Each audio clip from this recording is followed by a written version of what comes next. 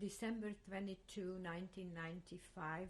The survivor is Jane Borenstein, Borenstein,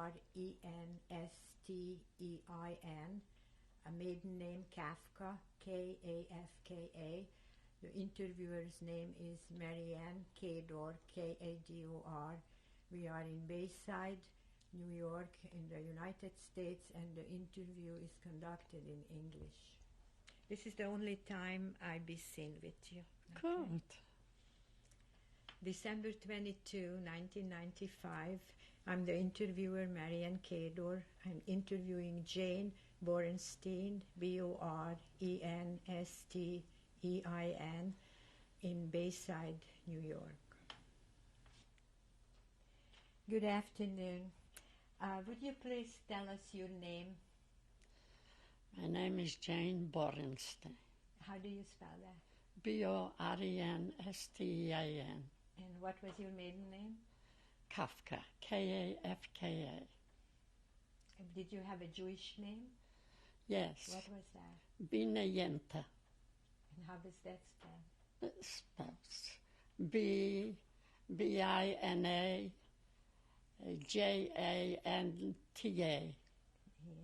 And where were you born, Mrs. Borenstein? Where? Krasnovice. Where was that? What country was that? Poland. Poland. Yeah. And what was the date of your birth? February the 2nd, 1990. How long did you live in that town of Krasnovice? I lived there 14 years. Yeah. What kind of town was that? It was a Jewish town with the most was Jewish. Small town. Small was town. a small town, you know. Large was a lot of Jewish. Jews, you know, workers. And that's what I can tell you. There's a lot of organizations there. Your whole family lived there? My Your grandparents too? No. Only your father? My father, my mother. I was with my sisters, was uncles, my father's brothers, my mother's brothers and sisters. And they all lived near each other? Yeah, yes. What did your father do in this town? He was a tailor. He had his own little tailor shop? Yeah, he made to order things. For everybody? For everybody, For everybody. You know. Yeah. Did you go to school in this town? Yes. What kind of school? I went to public school. Yeah. Did you speak Polish? Polish, yeah. Where did you learn that? I was born in Poland and I spoke Polish, you know. So you did not learn that in school, you already spoke We spoke Polish, of course. And how about at home? At home we spoke Yiddish. Yiddish. Yeah. Tell me about life in that little town. What did you do when you didn't go to school? Was a hard life, you know, with a lot of children. You know, we were always busy playing outside and helping each other. It was a big family. You had to help the little children? We had to help, you know. Well, I was like the middle one, or I had an older sister. She was the big help from the house. My father and my mother, they used to say, this girl, when she's ever going to get married, she doesn't know anything about cooking, nothing. She knows how to read a book. That's all what she knows then. They described you? Yeah, that's how they described me, you know. You like to But read. my mother would only see now how I was a babushka and I baked and I cooked. She wouldn't believe it even. You know. How many sisters and brothers did you have? I had 4 sisters and 3 brothers when the war broke out. And were you the oldest or the youngest? I was the middle. I was the middle one. When did you move from this town of Krasnovice? I think I don't remember exactly, or it was 33 or was 34, something like this, because I just had finished public school. And over there, the public school was like 7 years then. Do you remember why the family moved? Because they would, with the kids, they wanted to move to a bigger town. We should have better opportunities, you know. Better education? Yeah. Did the boys go to Jewish schools, to Heder? Yes, of course, you know. The girls, we went to Heder too, you know.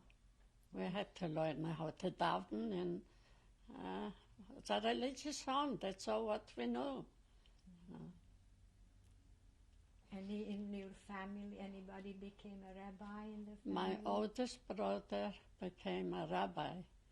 He got the heteru, you know, from the biggest town in Warsaw. And he was a very educated man, my oldest brother. And he married early? He married when he was young. I was still a kid when he was married, you know. I hardly remember. Was your father very proud of him? My father and mother, they were proud of all of us, you know, because we were a very close family. And my parents tried the best to give us education, you know. It was very important to them. You remember what you did at holiday time?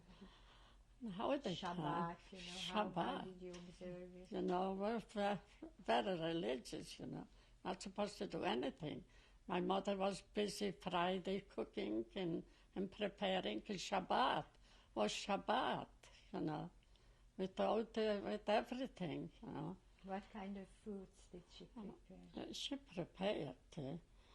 Had to be fish, and it had to be baked house, and it had to be noodles with chicken soup, and you had to put in a chewing for the next day, and this kind of food, you know. You remember the smells of it? Oh, do I remember? Do I remember? They Yeah. were good smells. They were very good smells. And you had to help around in the kitchen? Somebody helped around. Except you didn't like to do that. Somebody helped. My sister helped.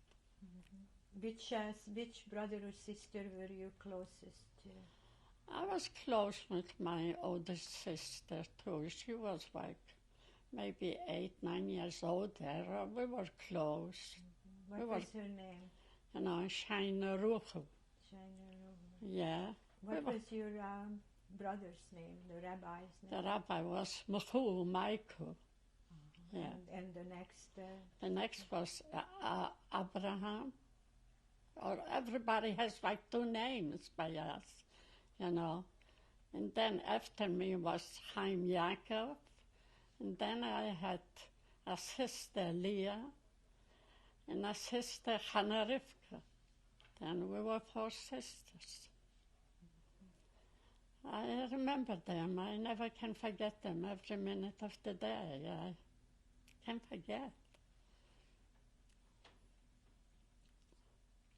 Did your grandparents live in the town of Lotz? I just remember a grandfather, my mother's father, and the rest, they must have died young that time, you know. I don't remember having a grandma. You don't? No. How about uncles and aunts? Yeah. I had uncles and aunts. My mother had like a lot of brothers, and my father. That's what we had. So if you think back now of your early childhood, what is your feeling about it?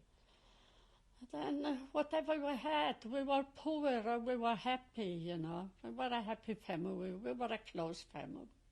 We were very happy. It was always the holidays, everything was absorbed. And that's the life what we knew, and that's how we went on with it.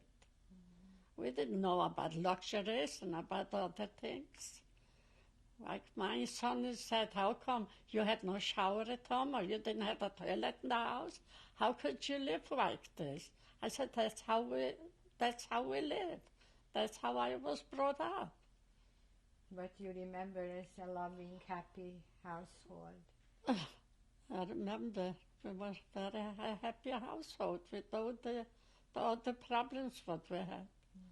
Did anybody play music in your family? No. No, you didn't do that. When you were a little girl, did you like daydream about of what you want to be or what your life should be when you grew Yeah, up? when I was young, I was a lot of with the pencil. I liked when I saw somebody wore a nice dress or something, I could have gone home and take the pen and design it and draw it. That was my habit, that I liked to do this. And I was young. I started up young with these things. And did you study dressmaking? Yeah. When we moved to Wrocław, I went to learn dressmaking and like sewing and designing and doing things. Were you like an apprentice? Like an apprentice to a dressmaker? Yeah. Yeah. How do you spell the Wrocławic, please? Wloclawek,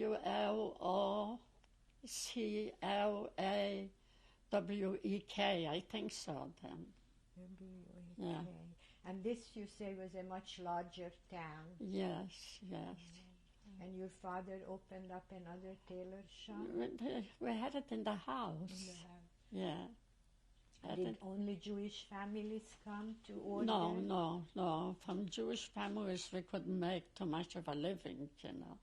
It came a lot from the you call now, the countryside people, what they lived not in the town, you know. They came to the town. Because in Europe, wasn't any factory. Whoever somebody wore was made to order, you know. We didn't know to go out and buy a dress. When you wanted a dress, you have to order and somebody made it for you. But your father was a well-known man because He worked for the Hasidim people and he worked for everybody. When you were in school, in the public school in Wrocław, did you already experience anti-Semitism? Oh yeah, I experienced. I remember. It was funny. You reminded me.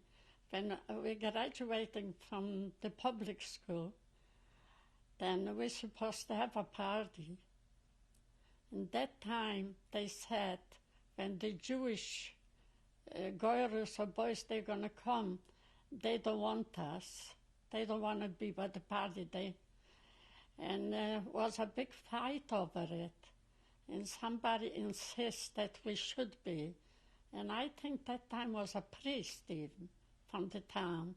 He said, they're graduating together with you, and you're going to come to the party too. It's a funny thing. I didn't remember this for a long time, you know. That's what happened. I remember this. It was bad, of course. In the evening, plenty of times when my father used to go with the made to order for somebody outskirts the town, then they were throwing stones and things and the Jews. Did your parents ever warn you about how to behave if something like this happens to you? There was not such a thing. They couldn't warn. We lived with them, you know. We lived with them. We had to try our best to get along with them. You know, I was sitting with them together in public school, and we tried, you know. So when do you think you kind of notice that things are drastically changing? We noticed, and it's getting bad, like in 1939, the beginning, and we saw it's no good, you know. And we knew already that because people came from Germany, Jewish people came to the town, and they told us the story what happened there then. But I remember my mother used to say, because they lived through the 1914 war, and they said the Germans, they're not going to be so bad, you know.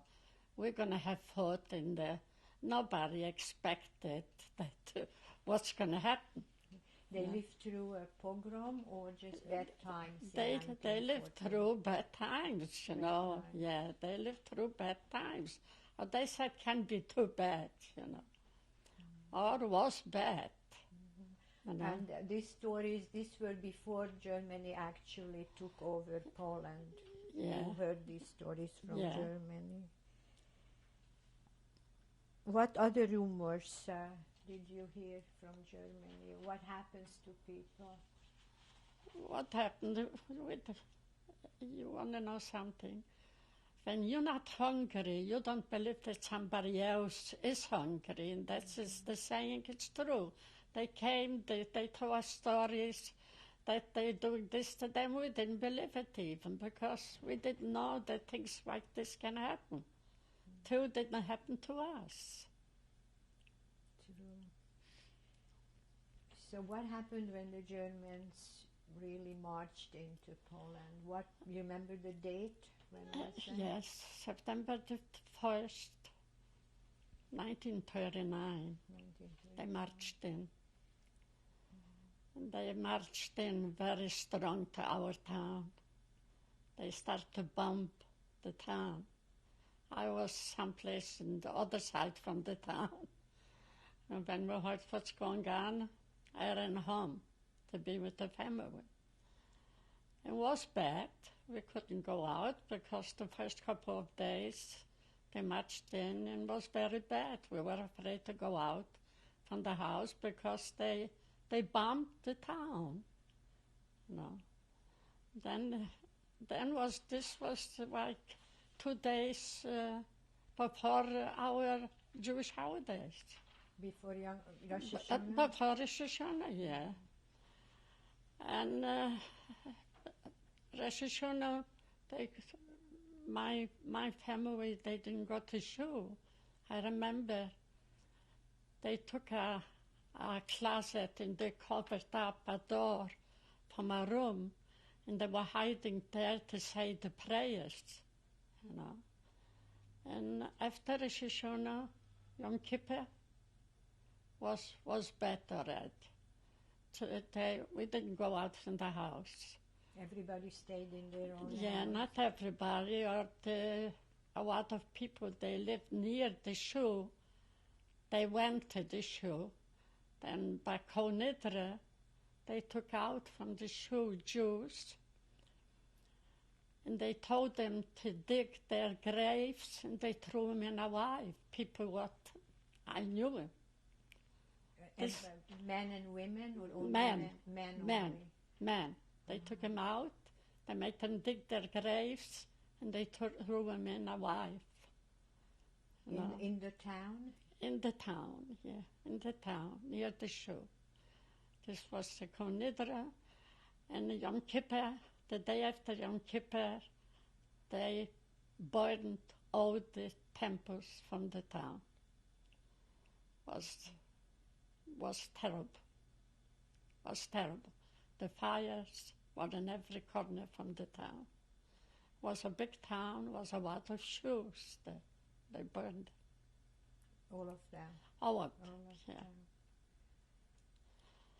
They did not call this Crystal Night. Did they call it something No, they else? didn't call Crystal Night. They just burned the temples, all of them, you know. And was no chance to take out nothing from them because that's what I remember. Yeah. And after this was better. Right? There was no food. We had to run to stand in the lines. They gave us some bread, rationing, or we had to stand and the bombs are over our heads, you know. And was like I went out, my brother, my sister, to find something. We should have something in the house. Was your family still together? Everybody We was home? were still together, yes. Just Your oldest brother was my oldest brother, he was married. He lived in a different town.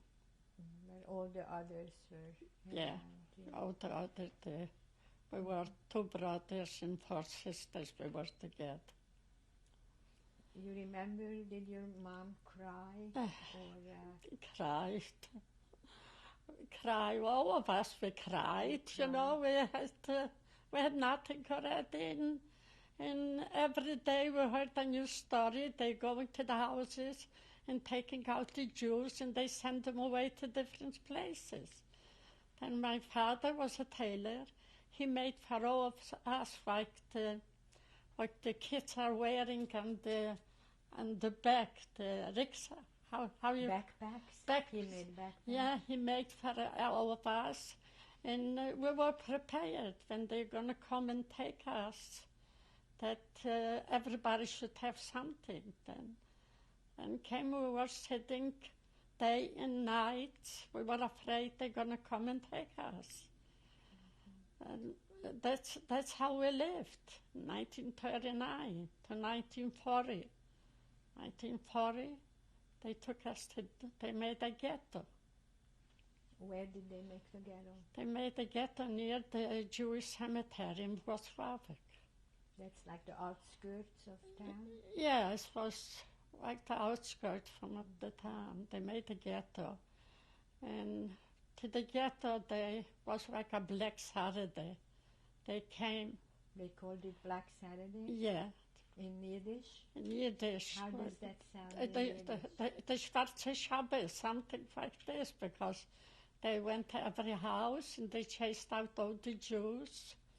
You know, like my mother was in a house dress or something, that she was chased out. Children too? Children, everybody. And they chased us to the ghetto. And when we came to the ghetto there, all the families together. This I will never forget, because I was a very brave girl. I was like 20 years old, you know. In the evening, I took off my yellow star. I went back home. In the dark, I tried to take some things for my mother. She had some medication and things. How much can I take, you know? I tried to put on things on me. I'm standing in the dark. Somebody knocks on the door. I tried to hide, but I had to open the door. In front of me, I see an assessment.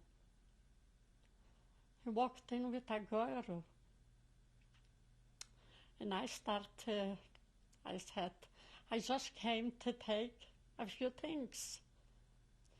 And he was nice. He said to me, take whatever you want. Or my Fräulein, she needs her coat. My father was making a coat for her. It was hanging in the house. And he said, before anything, somebody can come and take it out. Then he said, give me the coat for her. And I was lucky. He said, whatever you can take it. I didn't come for this. I was thinking he came to look for Jews, you know. And I took whatever I was able to take with me. And I ran back to the ghetto. And my family saw me. They couldn't believe it. They didn't know what happened to me. What I brought for my mother and for my sister, for everybody something, a pair of shoes, a coat, something. We should have something to wear. This was the last time you went out from the ghetto on your own? No, this was the first time. It wasn't the last time. Yeah, it wasn't the last time. This was in 1940, and they put us in the ghetto. After a while, the man, he was like another Hitler. He was over the ghetto, you know, over the Jews. He had his office, and he was the Gestapo. Was he a German man or a German. He was the everything in the ghetto, you know. And after a while, we lived in the ghetto. They gave us like 2 rooms and a kitchen. Into the 2 rooms and the kitchen moved in 5 families. We were 2 families In a room in the kitchen was one family. Was no place where to move. Or after a while, they let us go back home and take a few things, because this way my father was able to take his machine, the sewing machine, and something. And we took a few things, and my father and my mother, they tried their best, because we were two big families in one room. We had to try to get along with them. Then, after a week or two, somebody came. Somebody had sent into our house that they're looking for a dressmaker. And came in two German soldiers. And they said they want a dressmaker, and they were pointed out that we are dressmakers. I looked at my sister, and I was thinking she was a dressmaker, a better one than I was, that she's going to go with them. She looked at me, and I saw that she's scared. I said, you want to know? I'm going to go with them. And I went with them to the office to this German guy. I don't remember his name. Oh, he was like, you know, some of the movies. When he walked in the What is a Malha movie? a Malha movies is like it come for you for the dead, for the devil. You know, when somebody dies, they said the Malha movies came, and that's what it is. They took me to his office. They drove you there with a car? They drove me. We walked. We walked this office. I walked into the office, and the guy was there, the big shots. And he pulled out the sword, what you say, and he showed it to me. My wife needs a dressmaker. When you're not going to do it good, you know what's going to happen to you. And I said, I'm going to try my best. Well, you know, he said, you have to do good. I have no choice. I have to do good. And he said to his secretary, I said, how I'm going to get out from here. He said, you're going to get a pass to go out from the gate. He gave me a permit, like I should be able to go out from the ghetto to his wife. His wife has 2 girls. And I went to her house, and she gave me all kind of materials. I should make dresses for them. I was scared to death. You weren't as experienced dressmaker Yeah, yet. or she gave it to me, she'd get me home, and I knew at home my sister can help me, and I'm going to be okay. But I have to take the measures, and I have to decide what she wants. We'll continue in a minute, and you will tell us about the dresses.